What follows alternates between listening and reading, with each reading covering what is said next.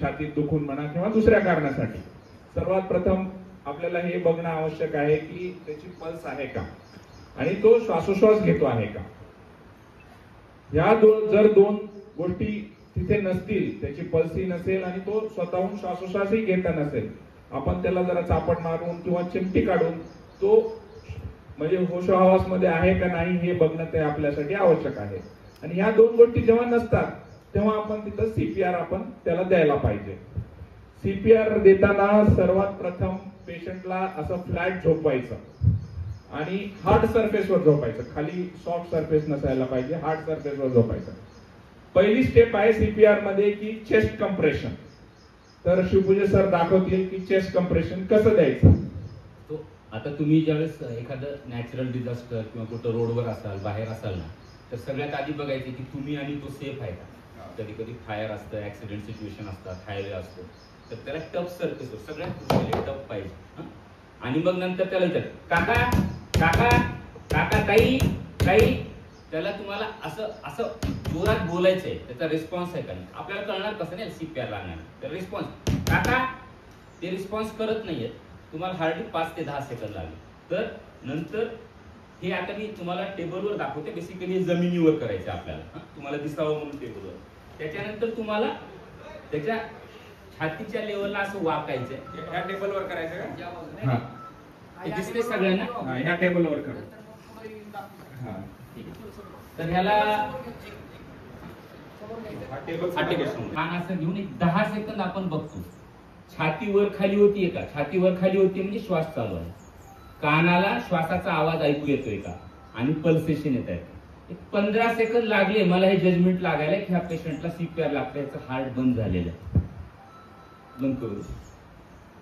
तर एक 10-15 सेकंद लागतं आपल्याला हे जजमेंट लागायला की ह्या पेशंटला सीपीआर लागते. जर त्याला सीपीआर लागणार असेल तर मग आपण स्वतःची पोझिशन त्याच्या बाजूला घेतो. पेशंटची मान जी आहे, चीन आणि हे आपण असं वर लिफ्ट करतो. ओके.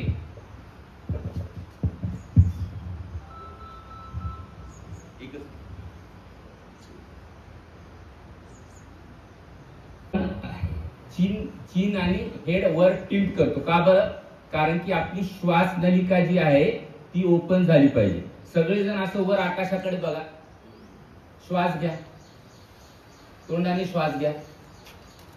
आता समोर बघा, आता तोंडाने श्वास घ्या.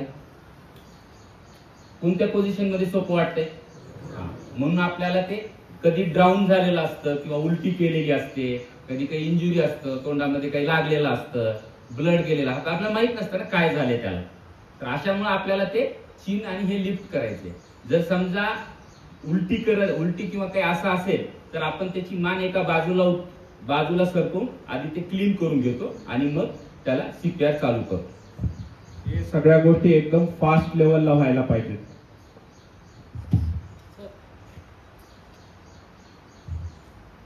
हात असं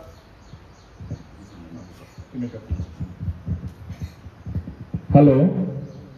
तर 2 निप्पल असतात, त्याच्या मध्यभागी आपल्याला हात ठेवायचा आहे. हे जे मधलं हाड आहे त्याच्या खालच्या बाजूला आपल्याला हात ठेवायचा आहे आणि हे इथं आपल्याला मोडायचं नाहीये, हे स्ट्रेट ठेवायचं आहे आणि वरून दाब द्यायला चालू करायचं आहे. हे एक 5 सेंटीमीटर खाली जाईल एवढ्या पद्धतीनं आपल्याला पूर्ण जोराने दाब द्यायचा आहे आणि असं चालू करायचं आहे. त्याचा स्पीड किती असायला पाहिजे तर मिनिटाला 100 आपण कंप्रेशन्स तिथं द्यायला पाहिजे. आणि 30 कंप्रेशन झाल्यानंतर सुरुवातीला असं आपण मोजायला चालू करायचं. 1 2 3 4 5 6 7 8 9 10 11 12 13 14 15 16 17 18 19 20 21 22 23 24 25 26 27 28 29 30. त्याच्यानंतर तोंडाने आपल्याला श्वास द्यायचा आहे पेशंटला. 2 वेळा आपल्याला असा श्वास द्यायचा आहे आणि परत तेच सायकल आपल्याला रिपीट करायची आहे. कुठपर्यंत करायची आहे? जोपर्यंत पेशंट कॉन्शियस होत नाही किंवा त्याला पल्स येत नाही किंवा त्याचा श्वासोश्वास पूर्ववत होत नाही तोपर्यंत हे आपल्याला करावं लागेल. त्याचा वेळ किती असू शकतो, 15 मिनिट असू शकतो, अर्धा तास असू शकतो, त्याच्यापेक्षा जास्त असू शकतो. आणि ही अशी प्रोसिजर आहे की ज्यामुळे जगामध्ये लाखो लोकांचे प्राण वाचलेले आहेत. तर हे CPR आहे. कुणाला अजून ट्राय करायचं आहे, कोणी तुम्हाला, तर एखादं जण येऊन एक जण करू शकता. एक जण या, कोणीतरी एक व्हॉलंटियर येतात. कुणाला, हा या. खाली घेऊया. आपण नेहमी ना खाली ठेवून तिथं. त्याला खाली घेऊ. आपण नेहमी जेव्हा हे सगळं सिच्युएशन मध्ये येतो ना, हे कुणी CPR द्यावं हे बाय स्टँडर्डने आहे. तुम्हाला खूप क्वालिफाईड राहायची गरज नाही, शिक्षणाची गरज नाही वेगळ्या. बाय स्टँडर्डने CPR देणं अपेक्षित आहे. ठीक आहे. आणि दुसरं, आपल्याला जेव्हा असं काही सिच्युएशन येतं, आपण कधी पण मदतीला हाक मारायची. अरे हा पडलाय असं म्हणून आपण हाक मारायची. कारण की तुम्ही जर कंटिन्युअस 2-5 मिनिट CPR द्याल तर तुम्ही थकून जाल. मला 60 दिल्यावर मला पण थकल्यासारखं वाटतं. गुडघ्यावर झोपा. हात ठेवा. पहिल्यापासून करा. काय तुला कळालं पहिल्यापासून कर. नाही नाही नाही, आधी त्याला विचारतो जागा आहे का. तुम्ही पहिल्यापासून हा काका जागा आहे का काका चिमटा दे. हा काही मुवमेंट करते का बघ. ठीक आहे. यू शुड चेस्ट वर जोरात मारावं असं. हा ओके. हा. हे जे चेस्ट आहे ना, बोन असतात वर. तुम्ही जर कधी पाहिलं तर बोन पेन सगळ्यात सिव्हिअर असतात. तुम्ही नुसतं इथं दाबून बघा एका बोटानं, जनरली माणूस विवळतो. त्याच्यामुळे चेस्ट वर मारावं असं सांगतो आम्ही. आता वर केला. आता तुझा हात ठेव तिथं मध्ये, दोन्ही निपलच्या मध्ये हात ठेव. हा हे सरळ ठेव, हे असं, आणि ठेव तिथं खाली. हा आणि हाताचं पोझिशन, एक हात असा घेऊन असं हे बघा. दुसऱ्याने त्याला लॉक करायचं. लॉक करायचं. हा दाबायला चालू करा. 1 2 2 3 4 5 6 7 8 9 10 11 12 13 14 15 जोर लाव 16 17 18 वजन जो आहे ना, 20 शोल्डरचं पडलं पाहिजे, 21 22 हाताचं नाही. 23 24 25 26 27 28 29 30. एकदा श्वास द्यायला चालू करायचा. हे बघ, तू ना हे जे दाबतोय ना आपण, तर आपली बॉडी ह्याच्यावर व्हर्टिकल पाहिजे. हे बघ, अशी व्हर्टिकल. माझं शोल्डर पूर्ण व्हर्टिकल आहे त्याचं. हे असं नाही दाबायचंय. माझं पूर्ण भार पडला पाहिजे. हे 1.5 किलो आहे, हे 7 किलो, हे 12 किलो आहे. तुम्ही इथून दाबलात 1-1.5 किलोचाच भार पडतो. इथून दाबलात 7 किलोचा पडतो. इथून दाबलात ना, मुवमेंट शोल्डरला आहे. हे सगळं फिक्स आहे. हे लॉक केलंय मी. एक हात दुसऱ्या हातामध्ये असा लॉक केलाय. ओके. आणि जो बोनी प्रॉमिनन्स आहे दोन्ही निपुलच्या मध्ये, त्याच्यामध्ये ठेवलाय. आणि असा माझा पूर्ण 90 डिग्री अँगल आहे. ठीक आहे. आणि त्यानंतर मी कॉम्प्रेशन देतो. तू द्या. CPR चांगला झालेला आहे का नाही ह्याचा एक हे आहे की तुमचे 2-3 हाडं तर फ्रॅक्चर व्हायला पाहिजेत पेशंटचे, तरच ते CPR तुमचा चांगला बसलेला आहे. एवढ्या जोराने तुम्ही ते करायला पाहिजे. म्हणजे असं म्हणतात की if a body has 1 or 2 weeks fracture ना, then that patient has got proper CPR. पण हे 40च्या आधी जनरली फ्रॅक्चर होत नाही, कारण की बोन्स थोडे लवचिक असतात. पण 40-50 नंतर खूप कॉमन आहे की इथला एखादा रिप तुमचं रप्चर होऊ शकतं. 30 मारायचे, नंतर श्वास द्यायचे 2 वेळेस, परत 30 मारायचे. 1 मिनिटात 3 वेळा झालं. 1 2 3 4 5 6 7 8 9 10 11 12 13 14 15 16 17 18 19 20 21. तुम्हाला त्याच्या मुवमेंट मधला फरक जाणवलाय ना? तो आता एकदम व्यवस्थित होतो. आता एकदम व्यवस्थित होते. 5 ते 7 सेंटीमीटर तुमची छाती खाली जायला पाहिजे. ते श्वास देताना तुम्हाला हे वर हे करायचं. वर करून करायचं. हा आणि जर समजा असं परत 2 वाटलं वेळा की द्यायचं, हा- परत चालू करायचं. लगेच कंटिन्युटी पाहिजे त्याच्यामध्ये. मोज 2 मिनिटानंतर पर्सन चेंज करायचा. म्हणजे जर 2 जण आहेत, तर याने 2 मिनिट दिला तर मी 2 मिनिट अजून देणार. एखाद्याला घेऊ आपण. या या. मागच्या पैकी बोलवायचं. म्हणजे 2 मिनिटामध्ये change मागील त्यासाठी कॅसेट करायचं की पाठवा, तुम्हाला पटकन सर. पहिल्यापासून थकणार नाही. हा. पहिल्या मागचा कॅसेट पाठवा. काका पल्स बघा, पल्स बघा. हा पल्स बघा. नाही तसं नाही बघायचं. इथं असं लावून. हा नाही, हे बघ, हे बघ, हे बघ. पल्स बघायचं. तुझं कान इकडे ठेवलंय, हा. कारण की नाकाचा श्वासाचा श्वास आवाज आहे आहे का? आवाज आहे. हा. आणि तुझे डोळे छातीवर आहेत. तू आता असं बघितलं ना तर छातीवर खाली झालेलं कळत नाही. ते जेव्हा तू असं बघतो ना, असं माझं कान इकडे आहे आणि डोळे इकडे आहेत माझे आणि माझा हात इथं आहे, म्हणजे छाती वर खाली. तू जर त्याच लेवलला गेलास ना तुला थोडी सुद्धा मुवमेंट जाणवते. तू जर असं वरून बघितलास तर तुझ्या हाताची मुवमेंट तुला जाणवत नाही. तर तुला बेसिकली छातीच्या लेवलला असं बघायचंय.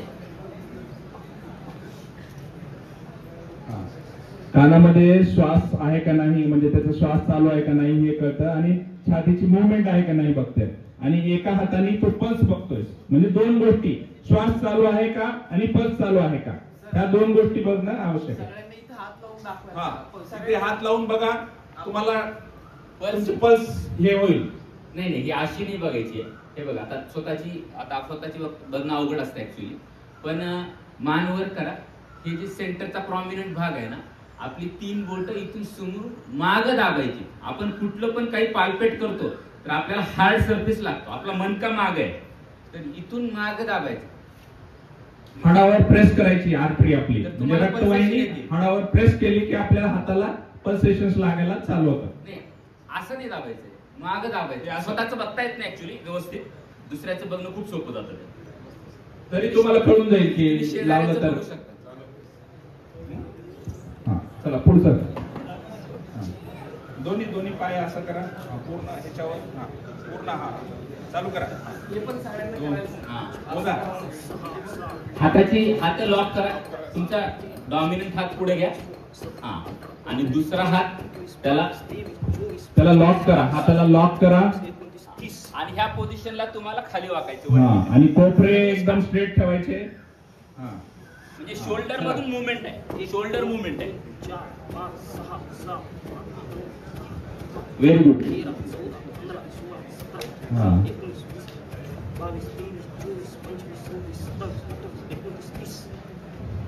जीवर कर.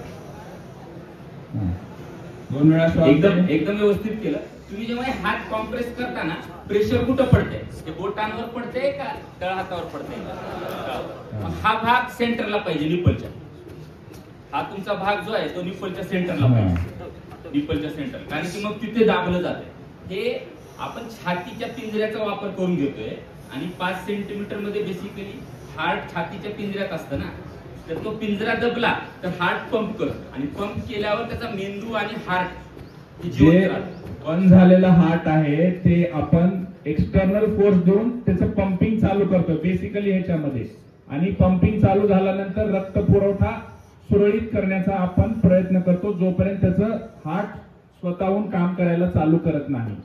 आणि हार्ट बंद पडलं, 5 मिनिट ते 6 मिनिट गेले तर ब्रेनला जो रक्त प्रवाह आहे तो बंद होतो, आणि 5 मिनिटं जर नाही मिळालं तर ब्रेन डेड होतं. म्हणजे जिथले जे महत्वाचे ऑर्गन, महत्वाचे ज्या गोष्टी आहेत ब्रेन मधल्या, त्या काम करत नाहीत. नंतर 5-7 मिनिटांनंतर तुम्ही हार्ट चालू केलं तर त्याचा काहीही उपयोग होत नाही, कारण ब्रेनला डॅमेज झालेलं असतं, पेशंट ब्रेन डेड झालेला असतो, त्याचं फक्त हार्टच चालू राहतं. त्याच्यामुळं टाइमली चालू करणं हे फार आवश्यक आहे. म्हणजे लगेच गेल्या तुम्हाला 5 ते 7 हार्डली 10 मिनिटाचा 5 मिनिटाचा विंडो असतो त्याच्यामध्ये. त्याच्यावर उशीर केलेला आपल्याला परवडणार नाही. 1-2 सायलेंट फीचर आहे. तुम्ही पहिल्यांदा जेव्हा चेक केलं की त्याला गरज आहे का नाही, त्याच्यानंतर पेशंट रिस्पॉन्ड करेपर्यंत तुम्ही चेक करत बसत नाही. मी 2 मिनिट झाल्यावर परत नाही बघितली त्याची पल्स.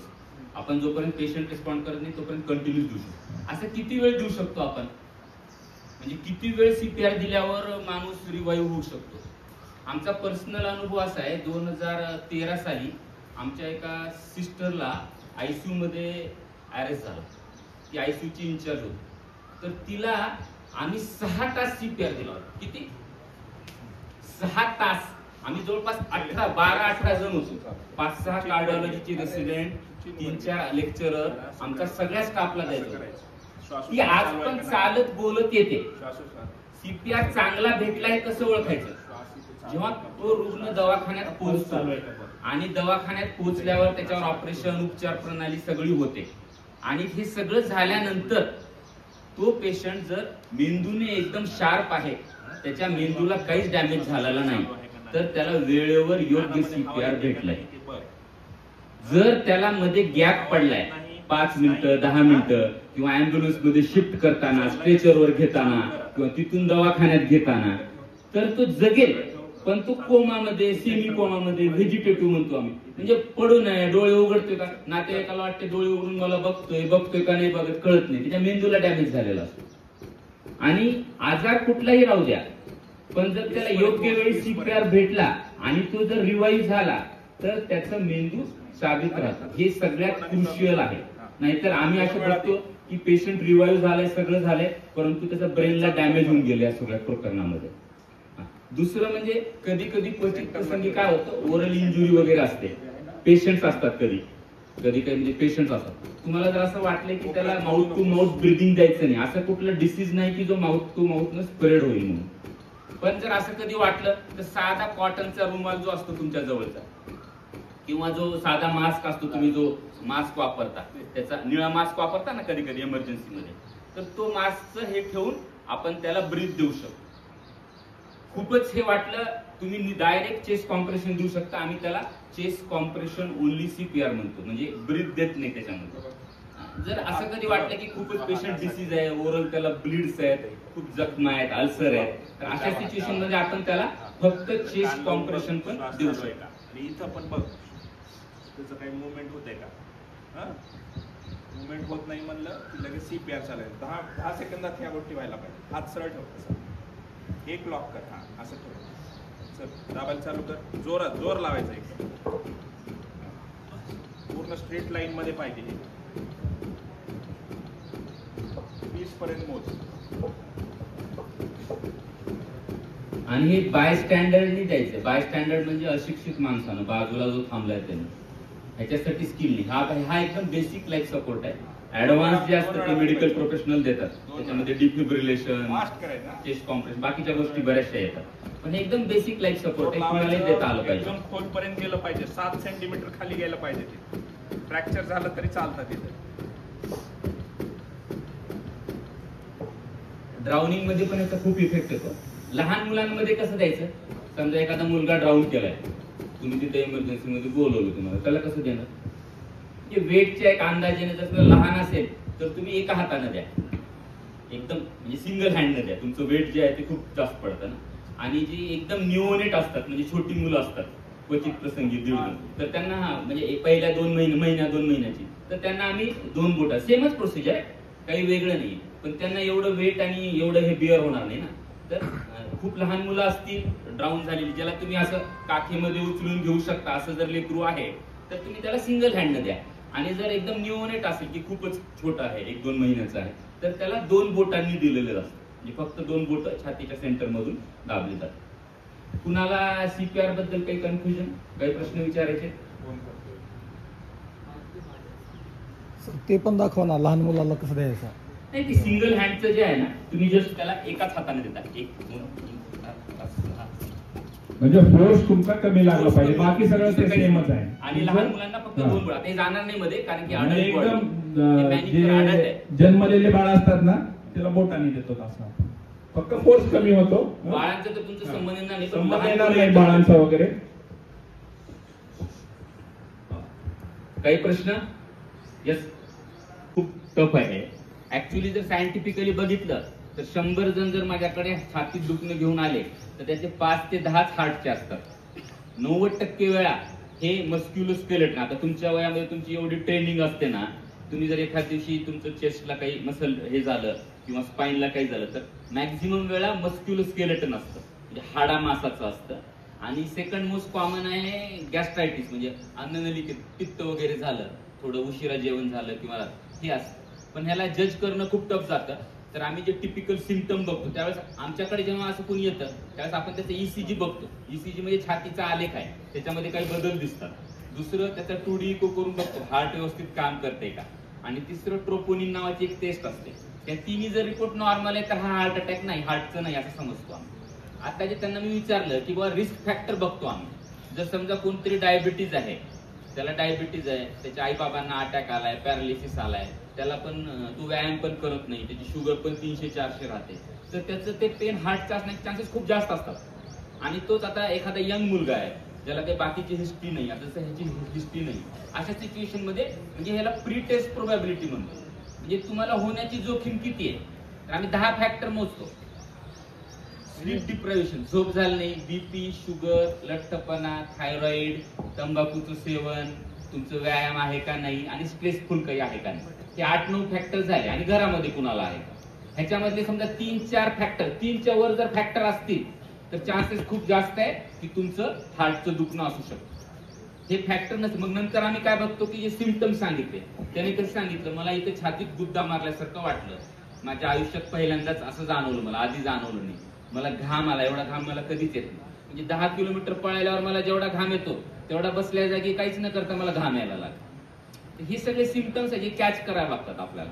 आणि मग त्याच्यामध्ये बेसिक चाचण्या ज्या आहेत, ECG आणि ट्रोपोनिन आणि 2D इको, हे आम्ही करून कन्फर्म करतो की बाबा हे खरंच हार्टचं दुखणं आहे का नॉन कार्डियक पेन आहे ते. सर, साधारणतः 2 महिन्यापूर्वी मला सुद्धा असंच झालं होतं की आपण जे सांगता मस्क्युलर पेन, इथं छातीत समोर दुखत होतं, पाठीमागे दुखत होतं आणि डावा हातही पूर्ण दुखत होता. मी थोडंसं घाबरलो, परंतु मला काही असं घाम येणे किंवा बाकीचं असं एवढं हे नाही वाटलं. तर आम्ही सडन डॉक्टरांच्याकडे गेलो, ECG आणि 2D इको काढला तर नॉर्मल आलं ते एकदम. आता अशा सिच्युएशन मध्ये बेसिकली उपचार प्रणाली कशी डिसाईड करतो आम्ही, तर पहिल्यांदा हे बघतो की हार्ट अटॅक आहे का नाही. तर मी तुम्हाला सांगितलं 90% वेळा हे नॉन कार्डियक असतं, 5-10% वेळा कार्डियक असतं. जेव्हा हे आम्ही म्हणतो की सगळं नॉर्मल आहे ना, तर तुम्हाला एक 10-15 दिवसांनी स्ट्रेस टेस्ट करण्याचा सल्ला आहे.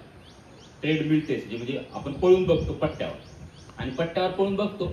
ट्रेडमिल टेस्ट म्हणजे काय, तुम्ही बसलाय माझ्यासमोर, श्वास घेताय, नॉर्मल हे करताय, तर तुमच्या शरीराला जी काही ऑक्सिजन आणि हृदयाचा ताण पडतो त्याला जर आपण 1 रुपया पकडलं तर स्ट्रेस टेस्ट करताना आपण तो 10 पटीपर्यंत जातो. म्हणजे आता तुम्ही बसले असताना, लेक्चर ऐकताना, जे आता मी बोलताना जे माझी ऍक्टिव्हिटी, माझं हार्ट काम करते, त्या 10 पटपर्यंत आपण हृदयाला ताण देऊन बघतो. आणि त्या ताण जर हृदय सहन केला तर आम्ही म्हणतो की ठीक आहे, तुमच्या हार्टमध्ये काही ब्लॉकेजेस नाहीये, तुमचं दुखणं हार्टचं नाही. तर तुम्हाला स्ट्रेस टेस्ट करण्याचा सल्ला असतो. सगळे डॉक्टर हाच सल्ला देतात. आता त्याने जर समजा त्याचं ECG वगैरे नॉर्मल असेल, बीपी नॉर्मल असेल, तर आम्ही त्याला सांगतो की स्ट्रेस टेस्ट करून घ्या, तुम्ही शुगर कोलेस्ट्रॉल एकदा बघा आणि स्ट्रेस टेस्ट करून घ्या. ही जर निगेटिव्ह आली तर तुमचं हार्टचं नाहीये, तुम्हाला फक्त लाईफस्टाईलचे जे फॅक्टर आहेत, रोजचं व्यायाम करणं, ते सगळे आपण जे डिस्कस केले ते फॉलो करायचं. समजा स्ट्रेस टेस्ट जर पॉझिटिव्ह आली, म्हणजे जर असंच करताना जर समजा ECG मध्ये बदल आले, जे की अटॅकचे बदल असतात, तर मग आम्ही सांगतो की ठीक आहे, तुम्हाला ब्लॉकेजची काही लक्षणं आहेत, तुम्हाला अँजिओग्राफी करण्याची गरज पडू शकते. हा एक विषय झाला. दुसरं, हे 10 पटीपर्यंत का बरं असतं, हे सायंटिफिकली असं आहे की आपल्याला उद्या किती जरी स्ट्रेस आला, उद्या समजा तुमच्या प्राचार्य सरांनी तुम्हाला झापून टाकलं, रागवून टाकलं, तुम्हाला वाईट वाटेल ना, किंवा घरी कुणाचे प्रॉब्लेम झाले. ज्यावेळेस स्ट्रेस लेवल येतो, तुम्ही 15 किलोमीटर पळाले, एक लिमिटच्या बाहेर पळाले, त्यावेळेस तुमच्या हृदयावर जो ताण आहे तो 10 पटीपेक्षा जास्त जात नाही. तुमच्या रोजच्या जीवनामध्ये एवढा स्ट्रेस तुम्ही कधीच फेस करत नाही. तर आम्ही स्ट्रेस टेस्ट करताना तो पट्टा वर करतो, एलिव्हेट करतो. इट्स अपहिल, 10, 12, 14, 16, 18 डिग्री पर्यंत अपहिल असतं ते. आणि त्याची स्पीड पण जवळपास 2 ते 3 माइल्स पर्यंत वाढवलेली असते टप्प्याटप्प्याने. आणि हे सगळं करताना तुमच्या हृदयाचे ठोके, ECG, बीपी, त्यामुळे तुम्ही रोज जरी ग्राउंडवर 10 किलोमीटर पळत असलात आणि तुम्हाला जर छातीत दुखत असेल ना, तर तरी पण आमची स्ट्रेस टेस्ट करणं सल्ला असतो. त्याच्यावर आपल्याला क्लिअर कट कळतं की हे दुखणं हार्टचं आहे का नाही आहे. करतो आणि आपला हार्ट रेट एकदम ड्रॉप होतो, म्हणजे 40-45च्या जवळपास, आणि तो बराच वेळ राहतो आणि खूप पण घाम पण येतो. तर अशा वेळेस आपण काय करायला पाहिजे? हार्ट रेट पण ड्रॉप होतोय. नाही, एक ऍक्टिव्हिटी करताना ड्रॉप होते. हा, ऍक्टिव्हिटी करताना ड्रॉप होणं हे फिजिओलॉजिकल नॉर्मल समजलं जातच नाही. जनरली काय होतं, आता तुम्ही सगळे ऍथलेट आहात, तुम्ही सगळे एक्सरसाइज एक्स्ट्रीम करता, तर तुमचा झोपल्यावर हार्ट रेट ड्रॉप होऊ शकतो. म्हणजे नॉर्मली आम्ही 60 ते 100 सांगतो, परंतु तुमचा हार्ट रेट झोपेमध्ये 50, क्वचित प्रसंगी 40 पर्यंत पण जाऊ शकतो. हे नॉर्मल आहे. पण ऍक्टिव्हिटी करताना ऍक्च्युली तुझं हार्ट किक करतं, कारण की तुमच्या शरीराची रिक्वायरमेंट वाढलेली असते. ती किकिंग सुद्धा स्लो असतं, म्हणजे एकदम नसतं. तुम्ही वॉर्मअप करायला सांगता, तुम्हाला एकदम जर काही करायला सांगितलं तर तुम्ही लगेच थकून जाता. पण तुम्ही आधी कवायत केली, थोडं वॉर्मअप केलं, बॉडीला वॉर्म करा म्हणतो आम्ही. काय असतं ते, बेसिकली हार्टला थोडंसं आपण पंप केलेलं असतं. आणि मग त्यानंतर जेव्हा तुम्ही करता त्यावेळेस तुमचं ते हार्ट रेट एका पद्धतीनं वाढतो. कमी होणं तर लॉजिकल नाही, त्याला वर्कअप लागेल आपल्याला, का बरं कमी होतं. हार्ट रेट कमी होतो म्हणजे काहीतरी प्रॉब्लेम आहे. नॉर्मली हार्ट रेट कमी व्हायला नाही पाहिजे जेव्हा तुम्ही एक्सरसाइज करता. नाही, तुमचा जो बेसिक हार्ट रेट आहे तो कमी राहू शकतो. तो कमी राहू शकतो, पण एक्सरसाइज करताना तो वाढायला पाहिजे. जर तो कमी होत असेल तर नक्कीच 100% तिथं काहीतरी प्रॉब्लेम असल्याची शक्यता आहे. त्याला पुढे वर्कअप वर्कअप लागेल. लागेल तुम्हाला त्याला. मागे कोणीतरी बऱ्याच वेळ झालं विचारत होतं. तेव्हा काय ट्रीटमेंट केलं पाहिजे? खूप छान प्रश्न आहे. बेसिक ऍक्च्युली आता आपण सीपीआर आणि हे सगळं बोललो तर दोन गोष्टी थोड्याशा वेगळ्या आहेत. म्हणजे प्रत्येक हार्ट स्टॉप झालेलं किंवा क्रॅश झालेला पेशंट हा हार्ट अटॅक असतो का? 80% वेळा हा हार्ट अटॅक असतो. 20-30% वेळा हे जसं म्हणलं की करंट लागले त्याला, किंवा ड्राउनिंग, पाण्यात बुडलाय, किंवा आता जसं हे बँगलोरला जे घडलं, जे गर्दीमध्ये चेंगराचेंगरी झाली, ह्या घटनामध्ये ह्या घटना प्लस बाकीची काही कारण 20 ते 30% वेळा असतात. पण उपचार प्रणाली सेम आहे. त्याला विचारायचंय तू जागा आहेस का? नाहीये, श्वास बघायचा आहे, छाती दाबायची, श्वास द्यायचा आहे. जोपर्यंत तो येत नाही किंवा अँब्युलन्स येत नाही, सायंटिफिकली 15 ते 20 मिनिटं सांगतात. पण आम्ही स्वतःचा अनुभव मी म्हणलो ना, मी स्वतः 1.5-2 तासापेक्षा जास्त सीपीआर दिलेले आणि आजही चालत बोलत फिरत असलेले एकदम चांगली पेशंट असे खूप पाहिलेले. फक्त टायमिंग खूप क्रुशियल आहे. शॉक लागून 10 मिनिटांना तू सुरू केलास ना की मग त्याचं ब्रेन डेड झालं. शॉक लागून जर त्याला इमिजिएटली चालू झाला तर मात्र, आणि जे सगळ्यात आधी सांगितलं सीपीआर मध्ये की तुम्ही आणि तो सेफ आहे का. जर शॉक लागलाय आणि तिथं आजूबाजूला पाणी आहे तर तुम्हाला त्याला बाजूला घ्यायचंय, टफ सरफेसवर घ्यायचंय. तुमचं स्वतःची सेफ्टी त्याची सेफ्टी बघून मग सीपीआर चालू करायचं. बेसिकली जेव्हा पेशंट कोलॅप्स होतो तेव्हा त्याला हार्ट अटॅक आलेला आहे का दुसरं काय प्रॉब्लेम झालेला आहे हे तुम्हाला बघायचं नाहीये. तुम्हाला एवढंच बघायचंय की त्याची पल्स चालू आहे का आणि श्वासोश्वास चालू आहे. एकदम करेक्ट. दोन्ही गोष्टी बंद असतील तर तुम्हाला त्याला सीपीआर द्यायचंय. बाकीचं डॉक्टर लोक बघून घेतील त्याचं काय आहे ते नंतर. म्हणजे तुम्हाला सीपीआर कोणाला द्यायचंय? पल्स नाहीये, रेस्पिरेशन नाहीये, सीपीआर द्या तुम्हाला लगेच. काही असू दे, त्याला काही असू दे, काय प्रॉब्लेम आहे काय आहे हा पूर्ण नंतरचा विषय आहे तो. सर आमच्याकडे एक अभ्यासक्रमाचा भाग आहे road run waka. Road run walk आणि 15-20 किलोमीटर आम्हाला रोड रन वॉक करावं लागतं. तर त्या रोड रन वॉक मध्ये आम्ही डायरेक्ट कंटिन्यू 15-20 किलोमीटर रनिंग करत नाही. आम्ही एक 2-3 किलोमीटर 2 किलोमीटर रनिंग करतो, नंतर 1 किलोमीटर वॉक करतो, पुन्हा 2-3 किलोमीटर रनिंग करतो. ह्याच्यामध्ये हृदयावर प्रेशर येते का? सायंटिफिक आहे, प्रेशर सगळ्यात सायंटिफिक आहे. जे रनर करतात, लॉंग रन करतात ना, त्याच्यामध्ये हे सगळ्यात सायंटिफिक आहे की तुम्हाला जे जे आता काही लोक 80 किलोमीटर 90 किलोमीटर मॅरेथॉन पण रन करतात. त्याच्यामध्ये ते तुम्ही जे एकदम तुम्ही ह्याला सांगितलं, रफ लाईनच्या सांगितलं, पण ते 800-200 1800-200 असं रन करतात. म्हणजे तुम्ही 2 किलोमीटर रन केलं की त्याच्यानंतर तुमच्या पायामध्ये लॅक्टिक ऍसिड तयार असतं, हृदयाचा रेट वाढलेला असतो. हार्ट तुम्ही जर 2 किलोमीटर जर समजा 15 मिनिटात वगैरे किंवा 14 मिनिटात केला, तुमचा हार्ट रेट 140-160 पर्यंत गेलेला असतो अंदाजे. तर अशा वेळेस ना तुम्ही जो पुढचं वॉक करता, रन वॉक रन म्हणतो आम्ही त्याला, त्याच्यामध्ये हे लॅक्टिक ऍसिड पायातलं वॉशआउट होऊन जातं आणि तुमचा हार्ट रेट ड्रॉप होतो 100-110 पर्यंत. आणि ह्या पद्धतीने ऍक्च्युली रन करणं आम्ही सेफ समजतो. जे लोक नॉनस्टॉप 30-30 किलोमीटर 15-15 किलोमीटर मध्ये गॅप न देता रन करतात ना, त्यांना फिजिओलॉजिकल हायपरट्रॉफी होते हार्टची.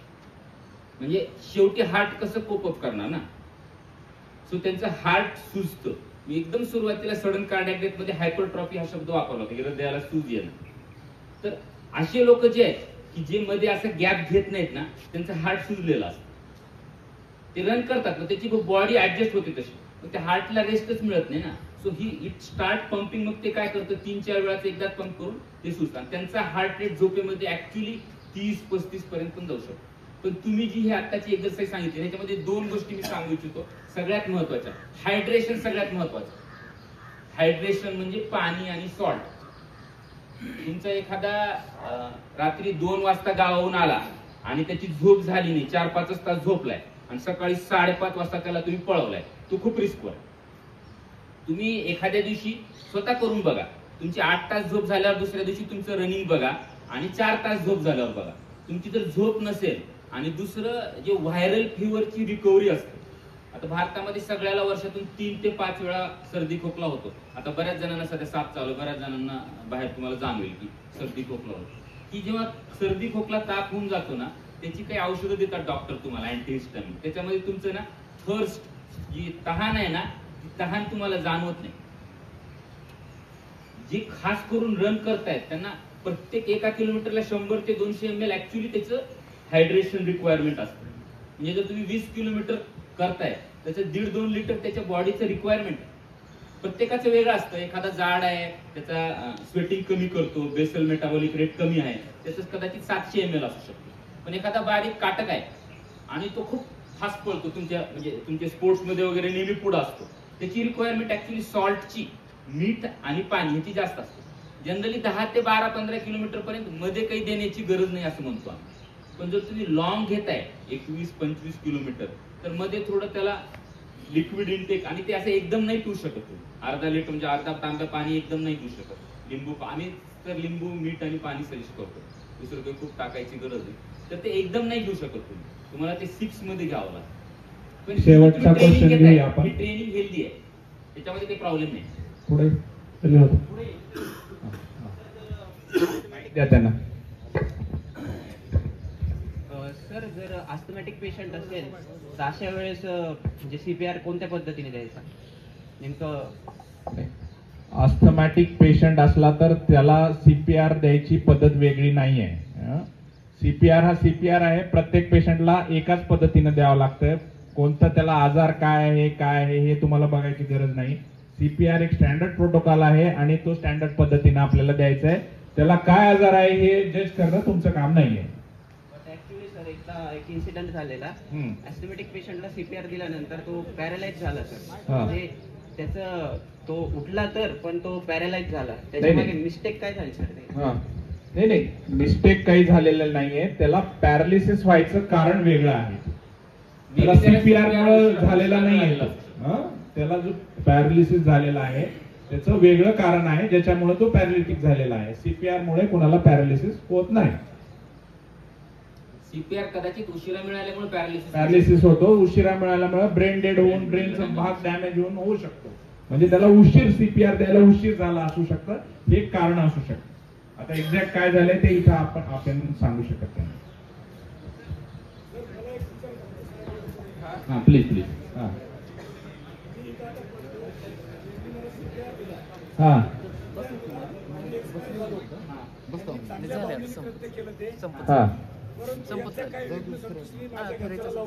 लावून दिलं. याच्यामुळेच हा गेला. हा. BNS 105 प्रमाणे आपण गुन्हा दाखल करून घेणार का फेटाळून लावू? मी इथं पडलो सर. आता त्यांनी मला चांगल्या भावनेने CPR दिला, मी डेड झालो. हे 2-3 लोकांनी माझ्या घरच्याला लावून दिलं की यांच्यामुळेच हे गेलं, CPR देताना यांच्यामुळेच गेलं. तर त्यांनी तर चांगल्या भावनेने मला मदत केलेली आहे. पण ते माझ्या घरचे जर पोलीस स्टेशनला आले तर आपण 105 BNS प्रमाणे गुन्हा दाखल करून घेणार का फेटाळून लावणार? त्या वेळेच्या परिस्थितीवर डिपेंड असेल. दाखल झाला तरी तो फायनल करू, डोंट वरी. आणि ऍक्च्युली असा लाईव्ह किस्सा घडला होता. उदगीरमध्ये एक पेशंट ICU मध्ये ICU मध्ये CPR चालू झाला. त्याच्या नातेवाईकाचा मला फोन आला, साहेब ते आमच्या पेशंटला छातीवर चढून त्याचा जीव घेऊ लागले डॉक्टर. हे शब्द आहेत त्या पेशंटच्या नातेवाईकाचे की आमच्या पेशंटला बेडवर घेऊन त्याच्या छातीवर चढून त्याची छाती दाबून त्याचा जीव घेऊ लागले. मग आम्ही त्याला फोनवर कॉल करून एक्सप्लेन केलं की अवेअरनेस खूप महत्वाचं आहे ना. आपण हे सगळं का करतोय? आता तुम्ही उद्या समाजात जाणार, कुठल्या तरी पूर्ण महाराष्ट्रभर जिकडे तिकडे जाणार, तर तुमचं काम आहे की अवेअरनेस सगळीकडे करणं खूप गरजेचं आहे. जर हे अवेअरनेस असेल तर कुणी असं काही विषय करायला नाही पाहिजे. ह्याच्याबद्दल लोकांना साक्षर करणे हे फार महत्वाचं आहे आणि तेच आपण आज करतो आहे. हे CPR बद्दल प्रत्येकाला माहिती असणे, जर नातेवाईकांना माहित असेल की CPR म्हणून एक काही पद्धती असते आणि त्याच्यामुळे लोकांचा जीव असतो, तर हे त्याला माहित असल्यावर तो असा गुन्हा दाखल करणे वगैरे प्रकार तो करणार नाही. तर साक्षरता हेच महत्वाचं आहे. येस,